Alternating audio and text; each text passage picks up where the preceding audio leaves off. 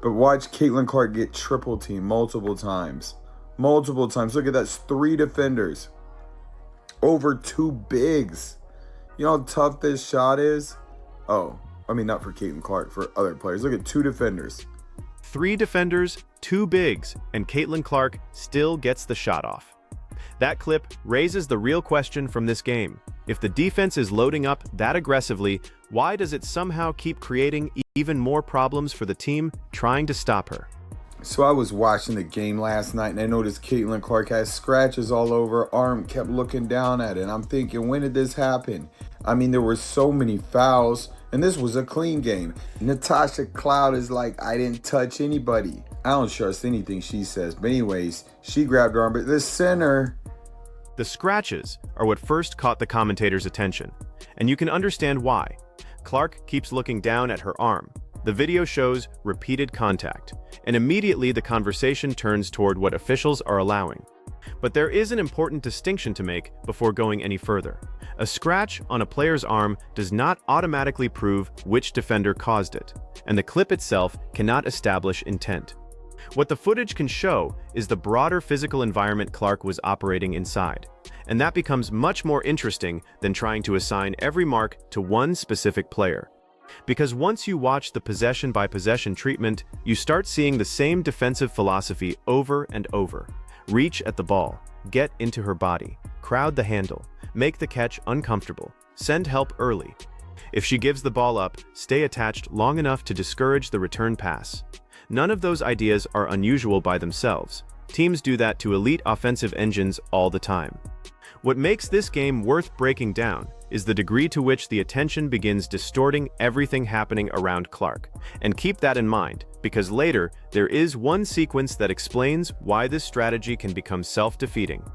The defense gets so consumed by Clark that another fever scorer basically receives the benefit. You know, this Sydney Taylor girl, yeah, she could shoot a little bit, but gosh dang, she does not know how to play defense. All she did was reach in and the rest didn't call anything. Over and over. Like, you gotta move your feet. You're reaching and fouling the entire game. This is where the criticism shifts from physicality to technique. The commentator singles out Sydney Taylor for repeatedly reaching instead of staying square and moving her feet. Whether every individual reach should have produced a whistle is something reasonable people can argue about, because officiating judgments depend on angle, advantage, and how much contact actually disrupts the ball handler. But strategically, the concern is legitimate. Reaching against a guard who can manipulate pace is dangerous, even when you get away with it. Clark wants defenders leaning. She wants them extending an arm. She wants their weight moving one direction while she changes speed in the other. A defender can believe she is being aggressive and suddenly realize the aggression has actually made Clark's read easier. That is why disciplined defense matters so much against elite creators. You are not merely guarding the basketball. You are guarding against being induced into the wrong decision. There is also a psychological component. When a player commands this much attention, defenders can become desperate to make something happen. They reach because allowing her to comfortably initiate offense feels unacceptable. They crowd because giving her daylight feels dangerous. But every additional gamble carries a cost. And against a passer with Clark's vision, that cost is not always the shot she personally takes. Sometimes the punishment arrives somewhere else entirely. Game, and guess what? She got absolutely torched. That was her welcome to the W moment. Just Caitlin Clark getting held, getting hit. But guess what she does? She throws him. And that is the first real punishment. She gets pressured, bodies converge, and instead of forcing the obvious attempt, Clark threads the ball between defenders and the possession survives. That is why evaluating her impact exclusively through scoring can miss what the defense is actually reacting to. The important thing is not simply that Clark can make difficult passes. Plenty of professional guards can. It is that opponents are making defensive decisions before she has actually done anything. They are shading toward her in anticipation. They are preparing for the drive before the drive develops. They are worried about the pull-up before she rises. That anticipation changes floor geometry. Think about what a defense normally wants. 5 players connected, each responsible for a space, each able to help without completely abandoning another assignment. Now introduce one offensive player who repeatedly attracts a second defender. Suddenly, one defender is half-guarding two people. Introduce a third defender, and the math becomes even worse. Something has to become available. That does not mean every possession produces an easy basket. Clark can still turn the ball over. Teammates can miss. Defenders can recover. But the offense has already achieved something valuable before the shot. It forced the defense to bend between the two defenders and gets buckets. So then Kelsey Mitchell, look at the defender that's supposed to be on her. They're all just holding Caitlin Clark with two hands. Look at that. So guess what? This is regular. Her defender is so focused on Caitlin Clark. Kelsey Mitchell gets buckets. There is the payoff from the earlier tease. Watch where the supposed Kelsey Mitchell defender's attention goes. The commentator's point is that the defense becomes so occupied with Clark that Mitchell gets room to score. That is the hidden tax of defending a player this way. You can technically prevent Clark from getting the clean first option and still lose the possession. In fact, that may be exactly what Indiana wants you to do. If two defenders are touching or tracking Clark while another player is watching the action, somebody else has space. And Kelsey Mitchell is about the last person you want receiving that benefit. She is not merely standing in the corner as a relief valve. She is an accomplished scorer who can punish a compromised closeout, attack a rotating defense, and create offense without needing Clark to spoon-feed every opportunity.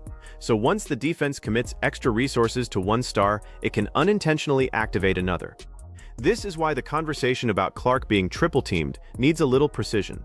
A true three-player trap on every possession would be unsustainable. What you often see instead are layers of attention: the primary defender, a second player showing or trapping, and a third defender pinching toward the action or preparing to rotate. Visually, that can look like an entire wall converging on one player. Functionally, it produces the same central problem. Those defenders cannot simultaneously occupy two places. And when Indiana reads the floor correctly, the defense's obsession becomes offense for somebody else. Yeah, it's not working, whatever you guys are. This is just a foul. Like, that is the biggest reach-in foul ever, and the refs aren't calling any of these. Like, she's scratched up, and she just gets hit every time she puts the ball on the court. Now we get to the officiating complaint, and this is where the discussion gets more complicated. The commentator believes several reaches should have been called and points to Clark being hit whenever she puts the ball on the floor.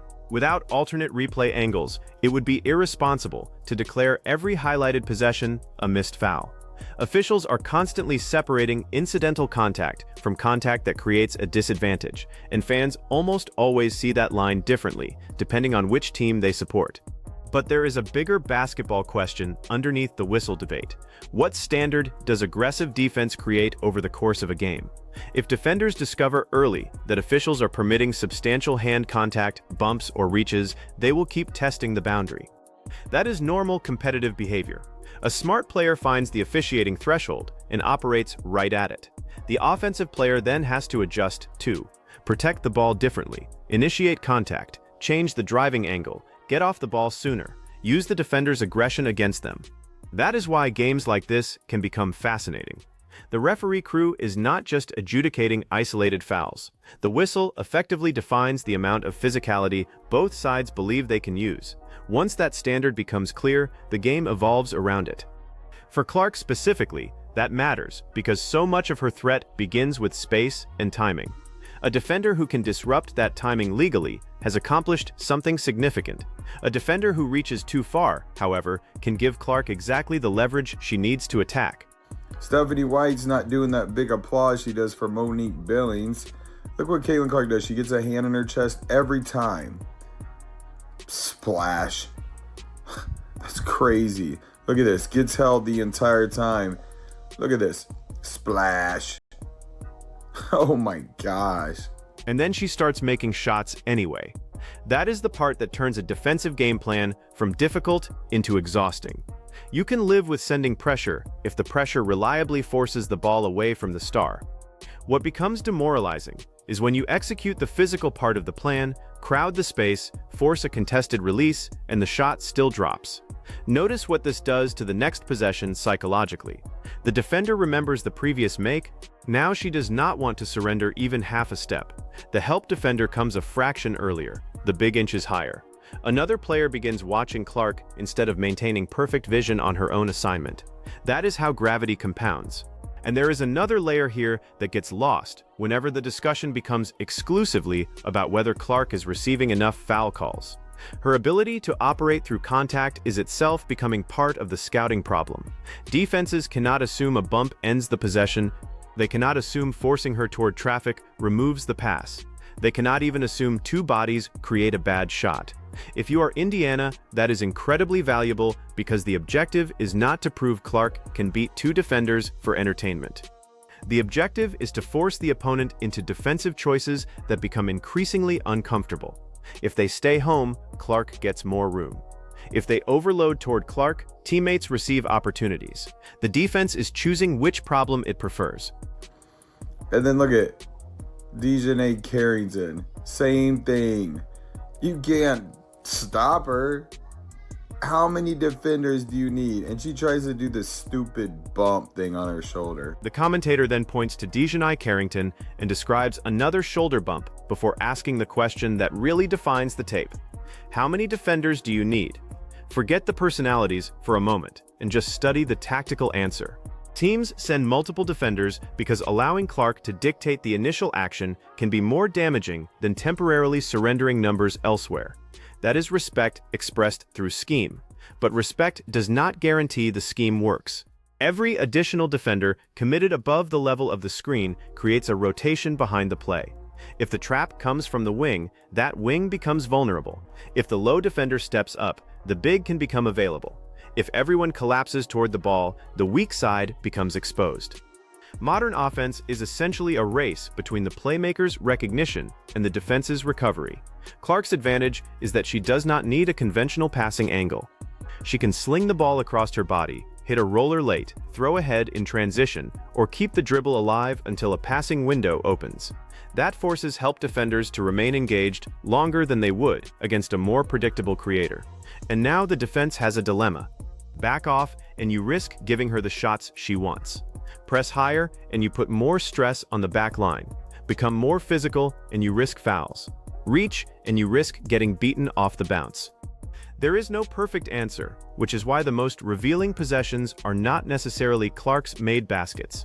They are the possessions where the defense appears structurally uncomfortable before the shot even happens. But watch Caitlin Clark get triple teamed multiple times. Multiple times. Look at that. That's 3 defenders over 2 bigs. You know how tough this shot is? Oh, I mean, not for Caitlin Clark, for other players. Look at 2 defenders. Like, it must be nice being Caitlin Clark's teammate. This sequence is where the entire argument comes into focus. 3 defenders converge. Clark shoots over size, and then the commentator immediately points out what it must be like to play alongside somebody attracting that much attention. That may actually be the more important story than the scratches, because visible contact creates the controversy, but defensive gravity creates the consequence. The bruises and reaches are what people screenshot. The coverage is what coaches have to solve. Imagine being another Indiana player during these possessions. Your defender's head is turned toward Clark. The weak side help is creeping into the lane. The big is preparing to step up. Your job becomes simpler in very specific ways. Cut when the defender loses vision. Relocate behind the help. Sprint into the open window. Be ready immediately, because the advantage created by extra attention can disappear in a second. That last part is crucial. Playing beside a high-gravity star only helps if the other 4 players convert the advantage. If they hesitate, the defense recovers. If they cannot shoot, defenders cheat even harder. If they stand still, the overloaded coverage gets exactly what it wants. So Indiana's offensive ceiling is not determined solely by how spectacular Clark can be. It depends on how efficiently everyone else converts the distortions she creates. That is why Mitchell's earlier basket matters. It provides a concrete example of the ecosystem working. Clark absorbs attention. The defense loses its normal shape, and another scorer cashes in. The box score records Mitchell's points. The possession, however, was partly manufactured by where the defense believed the greatest danger existed. That is star impact without touching the final shot. Like, it must be nice being Caitlin Clark's teammate. Look at 2 defenders, 3 defenders with the behind the back pistol P. No look pass. 3 defenders. Multiple. And now you see the passing layer, 2 defenders, then 3, a behind-the-back delivery, a no-look read, and bodies collapsing toward Clark again. This is why simply telling defenders to stop helping so much is easier said than done. Help defense is not usually triggered by panic. It is triggered by what the scouting report says will happen if you do not help. If the primary defender cannot consistently contain penetration or the screen action creates separation, somebody has to show. Once that second defender moves, a third defender often becomes responsible for covering the space that second player abandoned. One action creates the next. Clark's job is to stay ahead of that chain. She does not need to defeat all 3 defenders physically. She needs to identify which defender moved first and what that movement exposed. That is a much more sustainable form of offensive dominance than trying to score through a crowd every trip. It is also why the physical defense can sometimes look more effective on television than it actually is. Viewers see Clark surrounded and think the defense must be controlling her. But if she has already pulled 3 bodies toward herself and delivered the ball to the correct teammate, the offense may have won the possession before the camera even follows the pass. The distinction matters. Pressure is not the same thing as successful pressure. Successful pressure either forces a turnover, produces a bad shot, burns valuable clock, or pushes the offense somewhere it does not want to go. Pressure that merely causes Clark to pass to an open teammate is not necessarily a defensive victory. Sometimes it is exactly the read Indiana is searching for. As well as Ray Stevens, look at it. She scratched her arm. At the same time, Natasha Cloud swore she never touched Caitlin Clark. So let's get into the fouls, the triple teams, the full court press, and everything. Go back to the beginning now and listen to what the commentator promised to examine. Fouls, triple teams, full court pressure, and everything surrounding them. Seen individually, those can look like separate complaints. Seen together, they reveal a coherent strategy. Make Clark work before she reaches the scoring area. Crowd her catches, apply contact, force her to surrender the ball, make teammates beat you, change defenders, keep fresh bodies around her. Turn every possession into a decision-making test. There is logic behind that plan. If one player drives an enormous share of an offense's creation, tiring her out and separating her from the ball can disrupt rhythm. Full court pressure can consume clock. Denial can push the offense farther from the basket. Traps can force secondary handlers to initiate. Physicality can prevent comfortable movement. The problem is that every strategy has a trade-off. Press full court and there is more space behind you if the ball gets advanced. Deny aggressively and back cuts become available. Trap and somebody becomes open.